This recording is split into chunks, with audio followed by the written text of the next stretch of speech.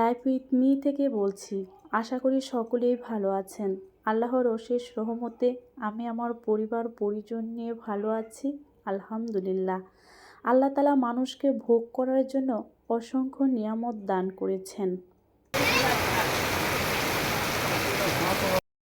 ঋতু পরিবর্তনের স্বাভাবিক নিয়মে বেশ কিছুদিন আগেই আমাদের দেশে প্রবেশ করেছে বর্ষা। প্রত্যেকটি ঋতুর আলাদা আলাদা বৈশিষ্ট্য রয়েছে। ঋতুভেদে খাবার দাবারেরও ভিন্নতা রয়েছে। আবহাওয়ার সাথে খাবারের একটা সাইকোলজিক্যাল সম্পর্ক রয়েছে। বৃষ্টি দেখলে আমাদের ব্রেন নক দেয়, খিচুড়ি খেতে ইচ্ছে করছে কিংবা ভাজা পোড়া। আবার প্রচণ্ড গরমে বেশি করে তরল জাতীয় খাবার খেতে ইচ্ছে করে।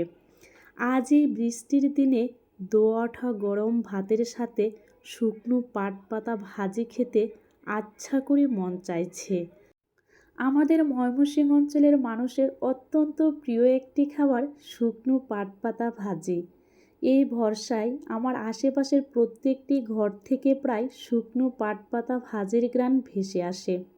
শুকনো পাট পাতা ভাজির জন্য আমি এখানে পরিমাণ মতো পেঁয়াজ কুচি, রসুন কুচি, কাঁচামরিচের ফালি, শুকনো মরিচ আর পরিমাণ মতো পাট পাতা নিয়েছি।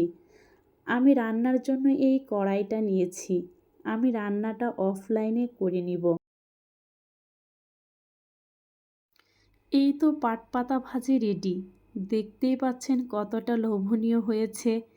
কেউ যদি এই রেসিপি জানতে চান তাহলে কমেন্ট করে জানাতে পারেন। খেতে বসে প্রথম ডিশ হিসেবে যদি তেঁতু খাওয়া হয় তাহলে সেটা মুখে লালাক্ষরণ করে শ্বেতসারকে ভাঙতে সাহায্য করে।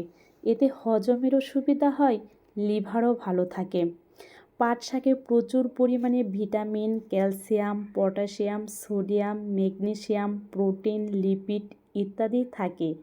ওজনের কাঁটাকে নিম্নমুখী করতে চাইলে ডায়েট চার্টে পাট শাককে জায়গা করে দিতেই পারেন। বিজ্ঞানলব্ধ গবেষণা থেকে জানা যায় যে শুকনো পাট পাতাকে চায়ের বিকল্প হিসেবেও ব্যবহার করা যায়। আমার ভিডিওটি যদি আপনাদের ভালো লেগে থাকে তাহলে একটি লাইক দিতে ভুলবেন না। আপনাদের এই একটি লাইক আমার ভিডিওটিকে অনেকের কাছে পৌঁছে দিতে সাহায্য করবে। কেউ যদি ইউটিউব থেকে ভিডিওটি দেখে থাকেন চাইলে চ্যানেলটিকে সাবস্ক্রাইব করে দিতে পারেন।